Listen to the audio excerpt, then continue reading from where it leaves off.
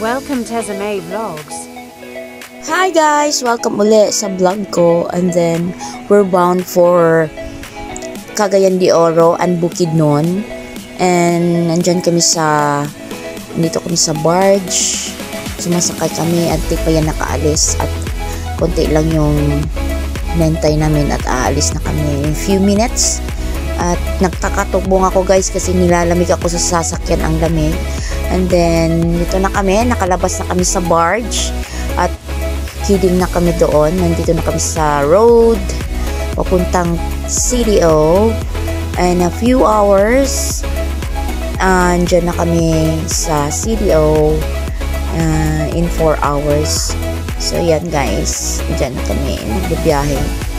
And then after few minutes or few hours, dumiretso kami sa SM CDO at bibili lang ng mga kakailanganin sa beach. And then dito na kami sa mall, naglalakad-lakad. And then kasama na namin yung pamangkin ko na galing UAE, at kasama na namin dito sa mall. Punta kami ng grocery. Ayan, nahihiya siya sa camera, ayaw si Ate Abby din, nag-uusap sila. Ayan, so pupunta kami ng grocery. Ayan guys, ang layo pa ng grocery, nasa ground floor. Punta kami ng ground floor. Ayan, at naglalakad ulit. Ayan, so at ayan guys, nakatawa si Jana, nakapansin sa camera. And then at ayan na guys, after 45 minutes away from CDO to Lagindingan, at nandito na kami sa villa na narentahan namin in front of the beach. Ayan guys, ang ganda ng view. Ayan, this villa is up and down. Ayan ang harap ng villa. Yun, may dagat at super init talaga. It's 12 noon. Ayan,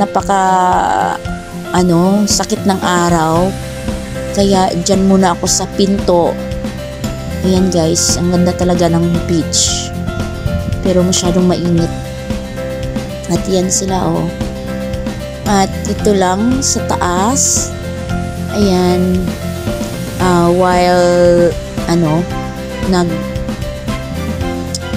feel the vibe kami dito ng ganda ng araw. Ayan, nakahiga lang kami kasi nagre-relax kasi nga maya punta na naman kami sa dagat pag wala ng araw. Yan, mag-relax kasi kami. Ayan, ganda ng at dito yung dalawa, naghiga sila.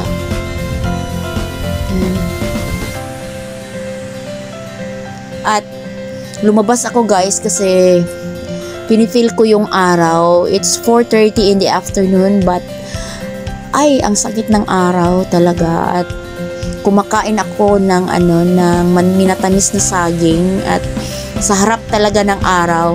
Pero paminsan-minsan tinifeel ko lang yung araw to relax. And then super ganda kasi ng view at nakaka-relax minsan, kaya sinusulit ko na yung araw na yan. At gustong-gusto ko yung minatamis na saging na yan kasi iba kasi yung lasa niya at pinifeel ko talaga. Yan, sobrang init. Ayan, grabe yung init, parang times 50 yung SPF natin dyan. Ayan yung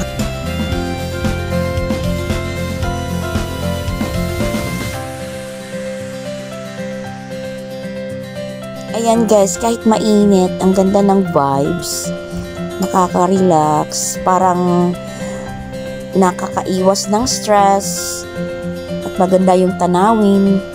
At ayan guys, after ng 1 hour bumababa ako ng sa dagat kasi ang lawak ng ng low tide nila.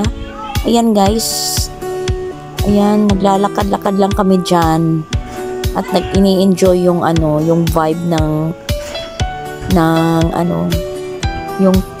yung dagat na low tide. Kasi kinabukasan pa yan mag high tide, kaya hindi kami nakaligo. Ayan, nag-i-enjoy yung mga bata. And then, ayan, yung sunset, napakaganda. Sobrang relaxing yung sunset nila.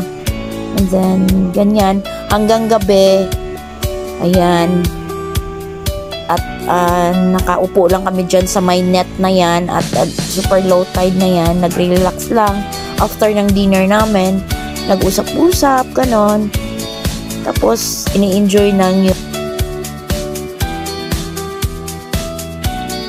At ayan na nga guys, a day after, pumunta kami ng High Ridge, located at Cagayan de Oro, Misamis Oriental, at we're having here dinner with family, and then super nice overlooking view entire CDO. You can see the views, the ambience is very nice and cool. Look at the views guys, super.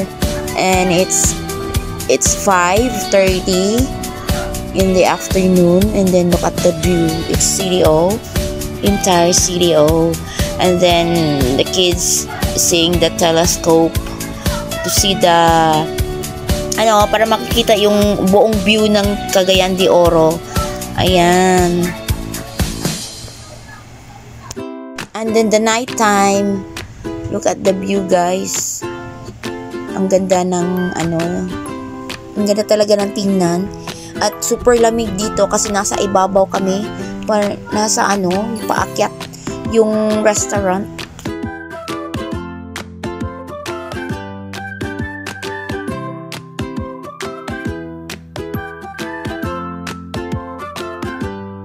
At andito na naman kami sa sa Malaybalay, Bukidnon. Ayan, nag-sightseeing ng plants.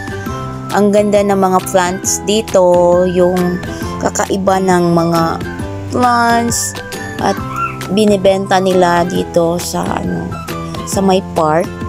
Ang ganda talaga ng ng Malaybalay. Ayan, after namin kumain ng lunch, dumiretso kami dito sa may park nila, nag-sightseeing ng mga plants. Mandami kasi mga tanawin dito na mga souvenir areas. Pero dito kami nasa site sa mga plants kasi ang ganda, napaka yung vibe, yung napaka refreshing ng vibe, malamig, at malapit na yang umuulan guys, kaya dito lang muna kami. Ayan yung mga kiddos.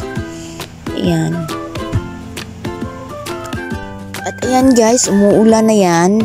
Nagpasilong lang kami sa may sa may Boy Scout building yan. Tayo yung sinulungan namin. Napakalakas ng ulan at parang parang binuhos. Ayan, may kadayawan pala sila dyan. Ewan ko kung hindi ko alam kung ano yan. Basta at ayan, umuupo na lang kami.